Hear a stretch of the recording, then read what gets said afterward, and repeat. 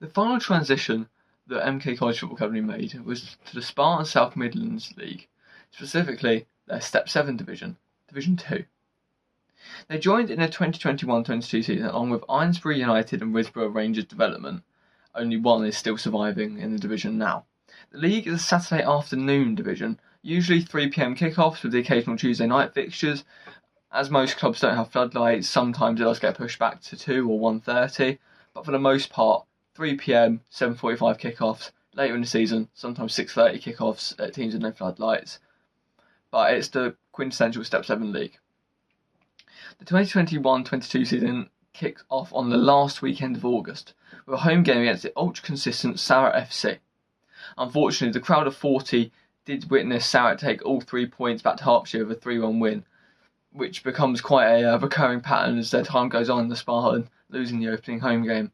Before we continue with this season, let's take a look at some of the players that joined the college group this season. We start with Tyson Aluko, who's now at Buckingham FC. He was ever present in the MFL and across to Spartan, but he's now playing comfortably at Step 6. Cole Daly, he's been in and out of football recently, but he's formerly of Cranfield and Newport Pagnell Town, both at Step 6 and Step 5. Mason Davies went to Dunstable, played Irish, and now at New Bradwell St Peter. Oliver Rev Kalek, who won the league with Irish when they went up to Step 4, again played with New Bradwell. Overall, really consistent player, played a bit for Royal Bedford too, and I think St Neots, don't quote me on that one.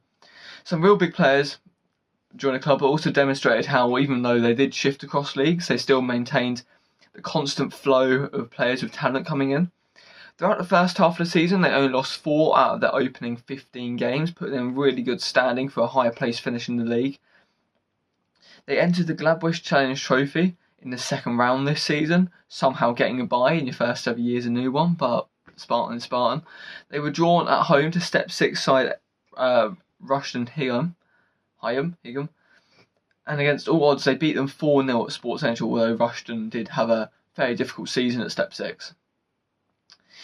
And it was an outstanding result, made even better by having 4 different goal scorers. In the next round, they were drawn away to fellow Step 6 side Wellingborough Whitworths in a midweek clash, but unfortunately the level was just too much, as although Connor Boyce and Mason Davies did try and fight back, MK College fell to a 3-2 defeat, which ended their run in their maiden voyage in the Gladwish Challenge Trophy. A cup run that never did seem to end was their run in the Division 2 Cup that same year. The weekend after the Gladwish Cup exit, they faced Buckingham United, now folded, in the Division 2 Cup, the first round of it. They comfortably dispatched of, the aforementioned Buckingham United, set up a tie at Pitstone Pavilion, where the college, courtesy of Blackmore Reed, now at Buckingham, ironically, and Lodder, booked their place in the next round. They came against former player Josh Bird at home to Old Bradwell United, where after leading 2-0 at the break, Scott Valentine did his best to have his say in the game, but the college came out on top in a 5-goal thriller to put their place in a Michael Anthony Stadium, the home of Tring Athletic, to face Tottenham in the finale. The game was tied 0-0, but second half goals from Rev Kalek and Ryan Quinn saw the game tied at full time, 1 apiece. 162 people witnessed the college lift their first ever Spartan South Midlands League trophy as they beat the Bedfordshire side 3-1 on penalties. In the league, they finished in top 5 with only 5 losses, which is a really good start to their time in the Spartan League. Their second season saw them drop a single place, but the league did expand from 17 to 18 teams. Well, kind of. Potton United Development folded during the season, so it was still kind of a 17-team league, really. This season saw the introduction of Jude Farran, who got national media attention for playing for the College FA England team. Jude Dent, who is now with Old Bradwell. Matt Horvath, now at MK Irish. And even current player Joshua McDonald, who is in and out of the squad at the minute, but he is currently plying his trade in America. The season started even earlier, just the second week of August, as the Spartan League keep pushing back starting dates. And it resulted in another home loss to Aston Clinton. They won just over half of their first 10 games, as they were far shakier than last season. In the last week of October, they entered the Anagram Records Trophy, a cup purely for London and South Eastern clubs who don't qualify for the FA Vars, usually feeder teams. feeder leagues and all of that kind of thing. They were drawn to Belstone at home, but although Mason Davies' goal did open the game, the Collie did lose 5-4 on penalties to the eventual Step 6 team. They also got knocked out in the first header by Cop 4-3 on penalties in Division 2 Cup, doing very poorly at defending their trophy, with losing 2-1 at home to Potton in the Gladwish Challenge Trophy. That also meant the college was knocked out of all Spartan South Midlands Cups in the first round of their second season, which is quite embarrassing really compared to how well it went the first season. Throughout the rest of the season, they struggled for any consistency, eventually finishing 6th with the same amount of games won as the games where they dropped points, which isn't great really for a top 6 team, but here we are. On a really positive note though, Mason Davies was league top goal scorer and the 4th highest scorer in the whole league system with 36 goals in 36 games. One goal per game on average, which is a mental record for any striker. The 2023-24 season was the worst so far for the college. They slumped to their lowest league finish in recorded history, a 9th place finish in an 18-team league, exactly mid-table. This wasn't due to the quality of players, as Rio Burt, now at Kids Growth, came through, and a lot of the current players started coming through this season, like Dylan Sutton, Sebastian Villasmar, and Thomas McDonald, and Ethan Blake as well. They didn't win until the 4th game of the season, continuing their run of losing their opening games. And really, from their final 14 games, they only won 4 and picked up points in just 6 of their final 14, with one being a 5-2 loss away to Berkhamsted Raiders. They did compete in the Gladwish Challenge Trophy, although losing in the first round to MK Arsh's first team, where former player Oliver Blackmore-Reid came up against his old side. But unfortunately, Irish did mix up, but wasn't any use to the college. First and reserves dispatched to MK College 3-0, goals from Ollie Coleman, Stephen Brooks and Mason Spence.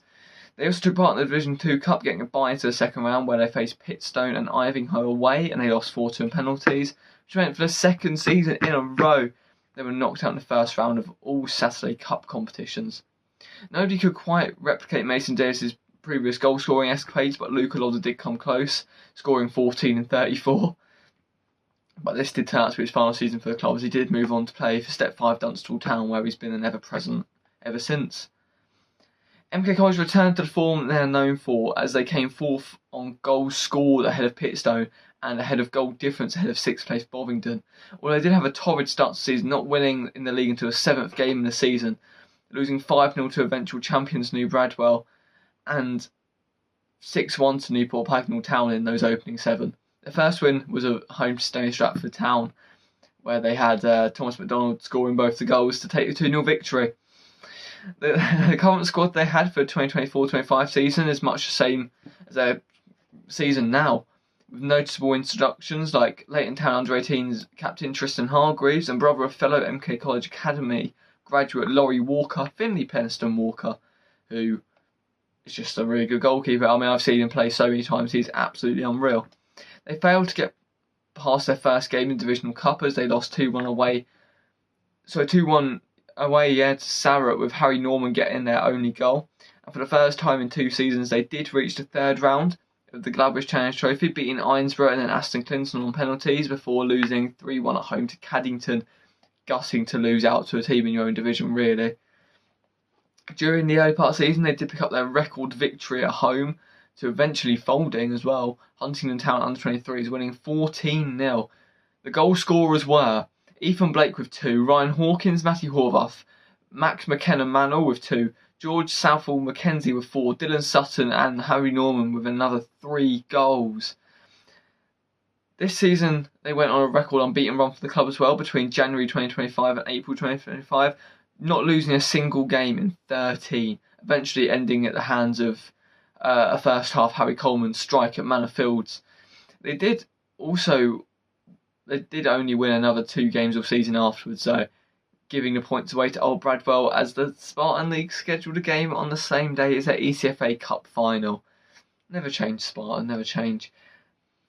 This season just gone, they finally broke the streak and won their first home game of the season, and